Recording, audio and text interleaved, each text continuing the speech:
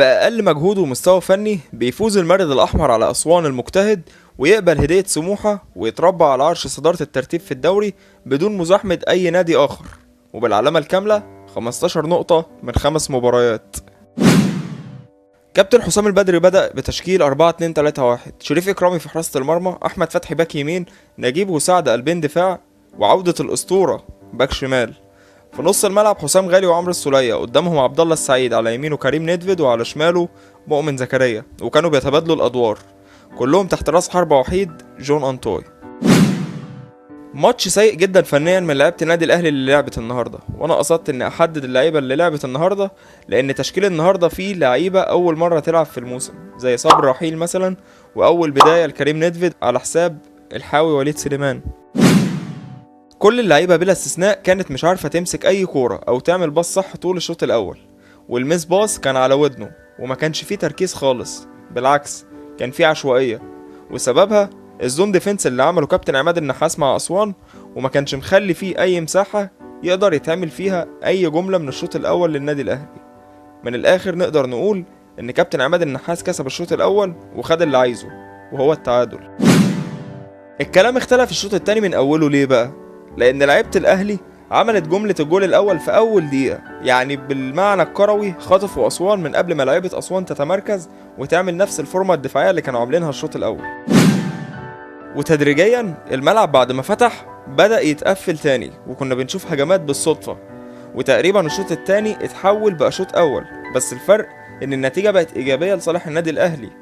حتى الجول التاني جه من كرة ثابتة متقنة من الحاوي، مش من هجمة منظمة على أرض الملعب. في وسط الأداء الهابط ده ما كيفنيش في الماتش ده كله غير عمرو السولية وأداؤه، سواء في الشوط الأول أو التاني، وسواء برضه كان أداء دفاعي في إبطال هجمات الخصم أو هجومي في صنع الكور الطولية المتقنة أو المشاركة بالجمل المحدودة جدا في الماتش. الله ينور يا سولية، استمر. شوية ملاحظات على بعض اللعيبة. إكرامي ما كانش مركز وكان ممكن يورطنا في أي وقت لولا ستر ربنا.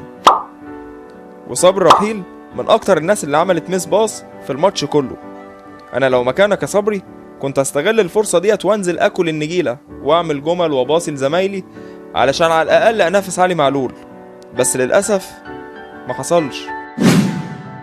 مستوى الفريق كله مرتبط باداء عبد الله السعيد، فاغلب الاوقات اللي عبد الله مش بيكون في مستواه الاهلي كله مستواه بيبقى وحش. ندفد ما كانش مقنع، واول حل بيفكر فيه اول ما الكرة بتجيله هو الحل الفردي، وده غلط. ندفد اول ما فكر جماعيا في بداية الشوط الثاني جبنا الجول الاول. مؤمن عجبني جدا في ادواره الدفاعيه وفي تحركاته من غير كوره كالعاده، وهو النهارده كان مطفي شويه علشان اللي كان بيلعب في ناحيته كان صبري رحيل مش علي معلول، بس كويس انه واصل تهديفه. جون أنطوي بقى كالعاده محتاج امداد علشان نشوف انتاجه. طول ما اللعب بيتلعب حواليه دوره هيفضل سلبي، اللعب لازم يتلعب عليه علشان يشتغل. وليد سليمان بقاله فترة مستواه قليل، مش النهاردة بس، ده من ماتشين تقريبا، وده شيء غريب على الحاوي، أكيد فيه سبب مقنع قوي عنده. وأخيرا جونيور أجاي وصالح جمعة لازم يلعبوا من أول الماتش، وبيتهيألي كابتن حسام البدري حاطط الكلام ده في حسبانه، بس يا رب ما يكونش ناسي الناس البعيدة زي حمدي زكي وميدو جابر، احنا عايزين نشوفهم. الخلاصة ان الماتشات السيئة فنيا دي ما بيبقاش فيها كلام كتير، واهم حاجة الفوز والتلاتة بونت، وده الحمد لله حصلنا عليه، وهي دي شام الفريق البطل، انه يكسب حتى في اصعب اوقاته الفنية.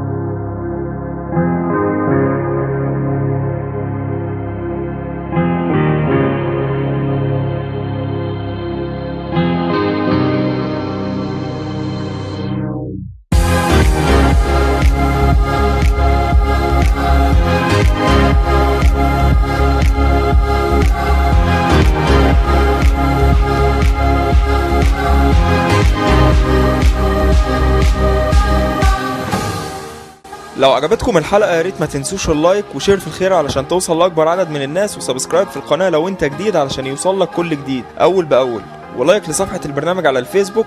ولو عايز تضيفني شخصيا على أي سوشيال ميديا هتلاقي في كل أكونتاتي الشخصية في صندوق الوصف تحت. وبس، كان معاكم هيما تيوب، سلام، واوعوا تنسوا تنشروا الإيجابية.